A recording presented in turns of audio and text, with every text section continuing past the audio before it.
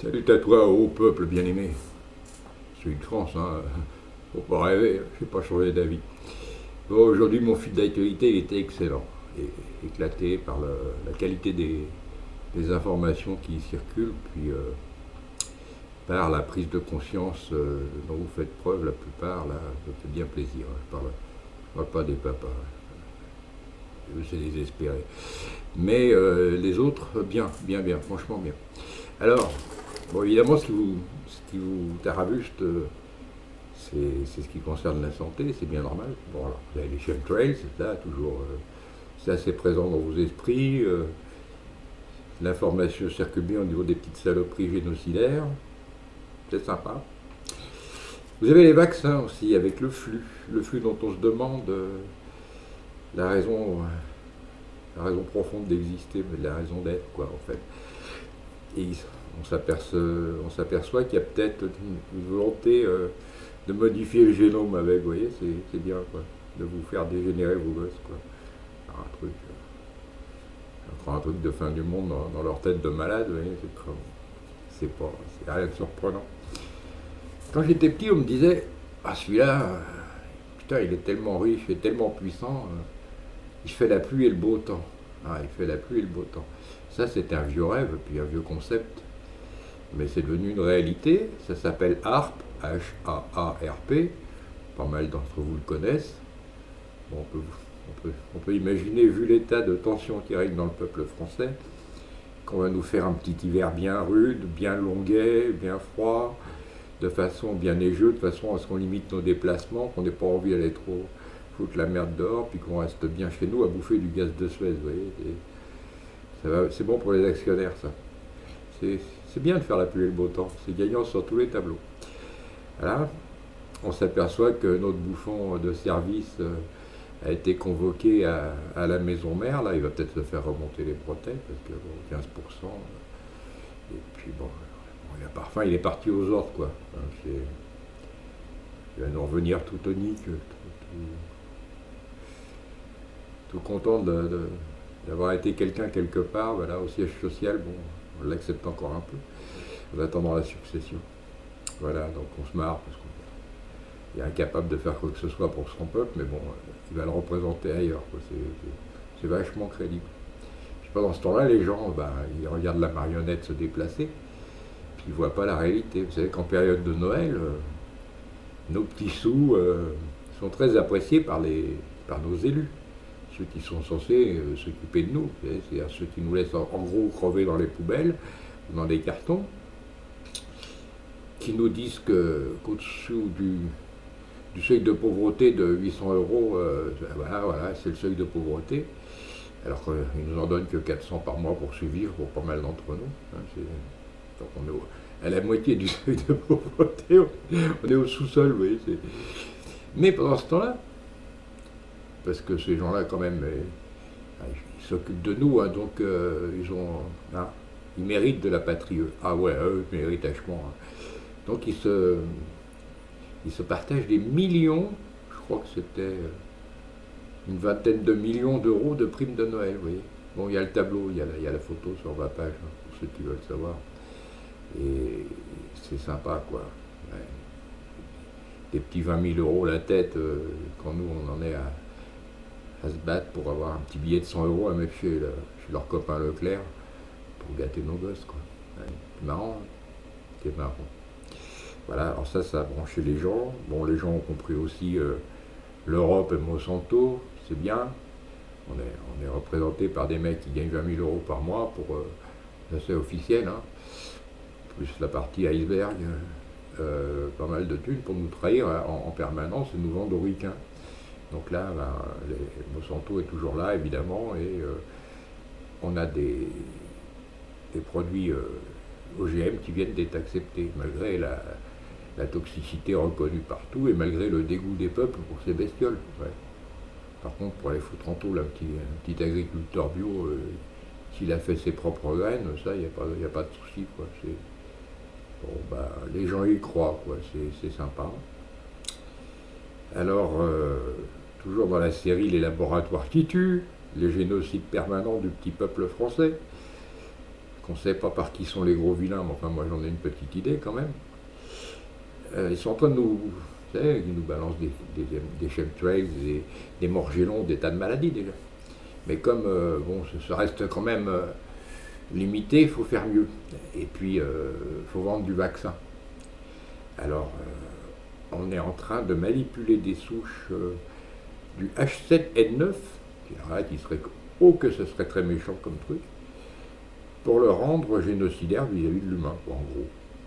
Donc évidemment, ils sont en train de fabriquer cette saloperie, et puis éventuellement, pour une partie de la population, on aura les vaccins. Ouais. Les vaccins, il faudra les payer aussi, quoi. Non mais ça paye, hein, le génie génétique, la biologie, tout ce dont on ne vous parle pas à la télé, c'est très lucratif. Hein. De toute façon, c'est toujours vous qui le payez à la fin, donc c'est cool, quoi. Voilà, voilà. Alors je vois quand même pas mal d'enthousiasme, je vois des photomontages, je vois des textes. Les historiens et les documentalistes en ce moment sont très très forts, ils postent des produits intéressants, des analogies, des preuves, des évidences. C'est bien, pour tout, quoi, que ce soit sur n'importe quel complot, false flag, faux attentats, massacres. Ils sont là et ils assurent bien. Je trouve qu'il y a en ce moment, il y a une prise de conscience et on sent que tout le monde est encouragé par les grandes révélations et tout le monde fait de son mieux pour participer à l'information, à la réinformation du peuple. C'est bien, c'est bien. Ça bouge un peu partout. Alors, méfiez-vous des faux leaders. Hein. Là, on a vu le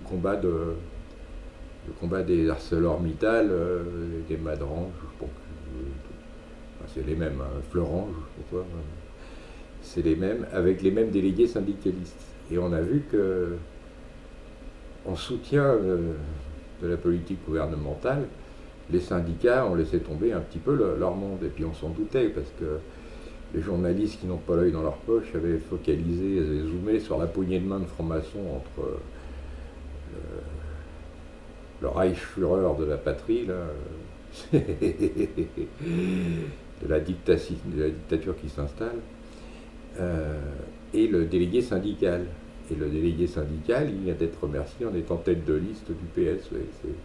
Ça sert de trahir ses petits camarades. Alors donc, d'une manière générale, méfiez-vous de vos leaders, parce que les vrais dissidents, en général, ils sont assez mal vus par le système. Donc ceux que le système tolère ou récompense, méfiance. Soyez vous-même vos propres leaders déjà. Ayez toujours l'œil sur l'information.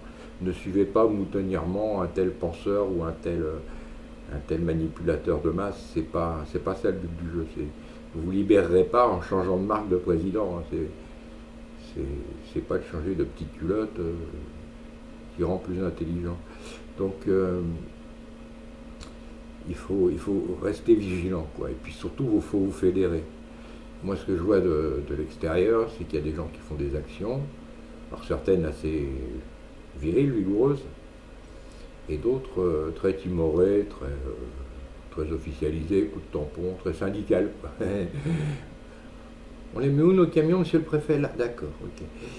Voilà, c'est bien, mais ça mériterait un peu de coordination, parce que quand il y en a qui prennent vraiment des risques pour leur santé, d'autres disent derrière, oh mais non, c'est pas bien, hein, crame du matériel. Ah, ben il faut en cramer du matériel, c'est la meilleure solution de cramer du matériel. De toute façon, c'est du matériel d'exploitation des masses, de destruction des masses, ça sert à rien. Ça sert à rien. On n'aurait jamais dû supporter l'implantation du premier radar, c'est que de la manipulation mentale. C'est pour votre bien. Hein, c'est pour votre bien. Voilà. En Allemagne, ils sont tous morts, je vous l'ai déjà dit. Il n'y a jamais eu un radar en Allemagne, il y a moins de morts qu'en France. Donc, allez vous faire enculer avec vos machines à sous, les gangsters de casino, on vous a compris. Mettez-vous-les dans le fion, vos radars, au lieu de dépenser des fortunes en technologie pour les coincer entre les deux petits rails bien mesquins, les mettre sur les feux rouges et ainsi de suite, les mettre dans les bagnoles de flics. Arrêtez, mettez-les-vous au cul, vos radars, on n'en veut plus, quoi. On ne paiera plus de toute façon. Tôt ou tard, on va cramer tout vos machins, c'est bien parti pour. Ça manque juste un peu de stratège, en fait. Quand je vois le matériel existant, le potentiel, ce matériel et le nombre des gens en place, je pense qu'il y a une mauvaise gestion des ressources humaines là-dedans. Un peu plus de coordination et un peu plus de stratégie ferait pas de mal. Il peut y avoir des résultats très très sympas avec moins de pertes humaines, avec moins d'arrestations. Parce que quand même, hein, entre le mariage pour tous et le reste, il y a pas mal de mecs qui sont sous les verrous maintenant, vous voyez, c'est un par un, pour les chiottes. Donc tant qu'à prendre des risques, autant faire dans l'utile, vous voyez, c'est pas la peine de faire le con, de s'exposer si c'est simplement pour augmenter le budget du préfet. Non, c'est pas le but. Le but, c'est de virer tout ça. À propos, un préfet, il y en a un qui s'est fait allumer, il a crimoté la face. C'est un bon début. Hein. Lui, c'est de acolyte des policiers, de la BAC. Ah oui, c'est les voyous autorisés qui se sont fait lacrymoter. Donc c'est bien. Évidemment, on essaye de créer de la tension interraciale, interethnique, interreligieuse. Donc il y a des fois des petites bavures comme ça qui sont nécessaires pour que les gens se foutent sur la gueule entre eux. Mais ça va pas prendre, si je pense que les gens ont compris qu'il faut se fédérer et leur foutre sur la gueule à nos dirigeants. Parce que tout ce qui arrive de naze en France a les mêmes causes, la même source, et les mêmes politiciens, voilà quoi. Donc je vous vois encore, toujours, hein, avec vos cartes d'électeurs, à vous demander, mais alors, qui c'est qu'on va mettre? Alors j'en vois un tel président, une telle président, un tel machin, le chef vient, d'autres leaders, d'autres guides suprêmes. Vous prenez des risques, hein, les mecs. Hein. Vous allez confier un pouvoir que vous n'avez pas, hein, un peu votre chéquier, à un gus dont vous ne connaissez pas grand-chose, en fait, ou l'autre, ou une nana. Alors qu'en fait, tout ce qu'ils vont faire, c'est aller, maintenant que j'ai le label élu du peuple, je vais aller me faire payer par le peuple élu. Donc ça va pas aller bien loin, votre truc. Non, faut reprendre le pouvoir d'abord. C'est pas votre boulot, c'est pas de sucer le fion à tel ou tel gourou, c'est de vous reconscientiser, de vous révolter, de reprendre la rue absolument partout, la santé, l'éducation, la banque.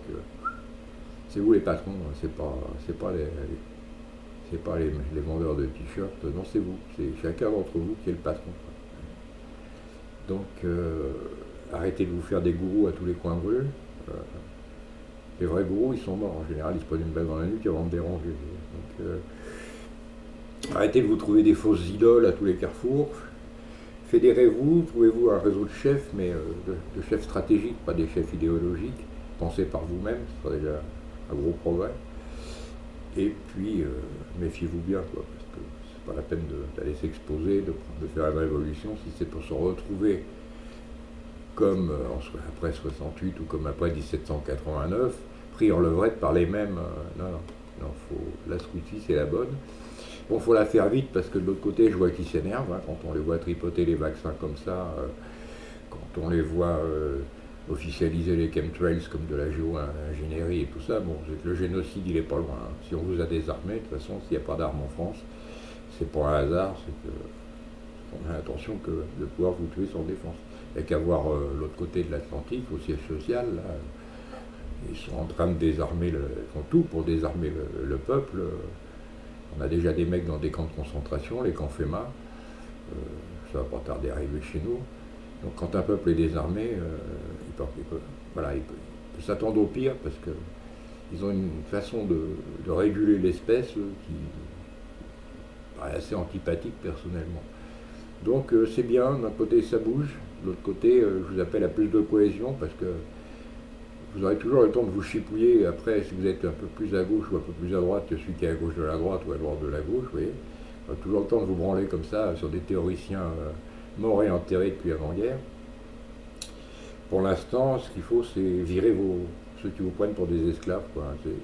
Ceux qui veulent vous réduire à l'esclavage, on sait qui c'est, on sait où ils sont, dans les sièges des grandes banques internationales, mais aussi, à côté de chez vous, toute la hiérarchie, toute la structure vérolée qui vous tient en place, quoi. Donc, il faut reprendre le pouvoir à ces gens-là, il faut virer tous ces gens-là, et puis après, s'asseoir, discuter, voir comment on va faire la France un peu mieux, un peu moins conne, Et puis, c'est choisir des chefs avec un pouvoir limité de représentativité et rendre vraiment le pouvoir au peuple, quoi. C'est pas...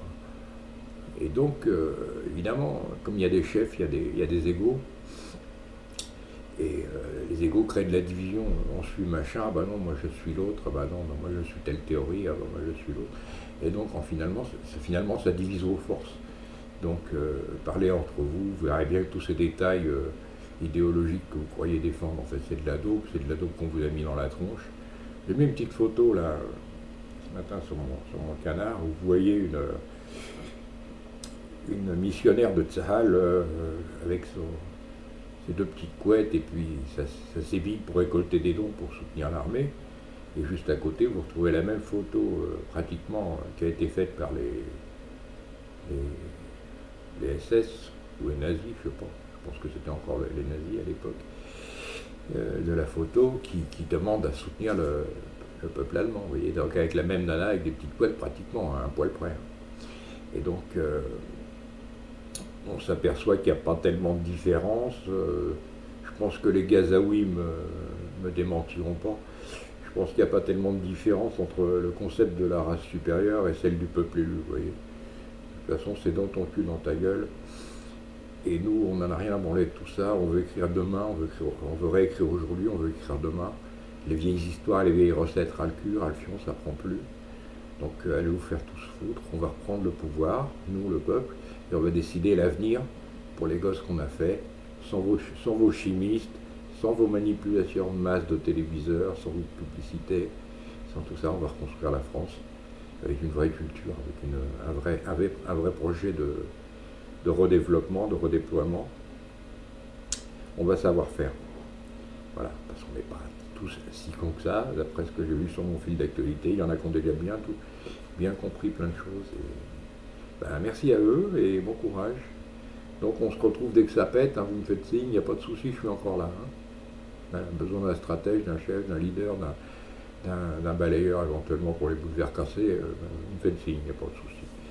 Allez, je vous souhaite un bon dimanche. Bisous.